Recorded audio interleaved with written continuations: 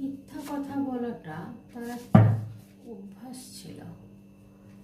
আপনাকে অনেক মিথ্যে কথা বলেছেন, কিন্তু এখন উনি নিউ বিগিনিং চাইছেন, প্রচুর ইমোশন আছে, জাস্টিস চাইছেন উনি। দেখুন এখানে কিন্তু নিউ বিগিনিংয়ের কথা বলছে, ইমোশন আছে আপনাদের রিলেশনশিপে, দুজনেই লাভ লাইফে আপনাদের রিলেশনশিপটা খুব সুন্দর, দুজনেই কিন্তু ইমোশন ভর্তি, কিন্তু দুজন দুজনকে প্রচণ্ড ভালোবাসেন।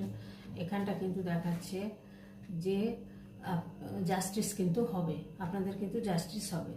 একটা গুড কর্মা হয়তো আপনারা করেছেন, সেই গুড কর্মার জন্য আপনাদের হয়তো রিলেশনটা আবার আসতে পারে।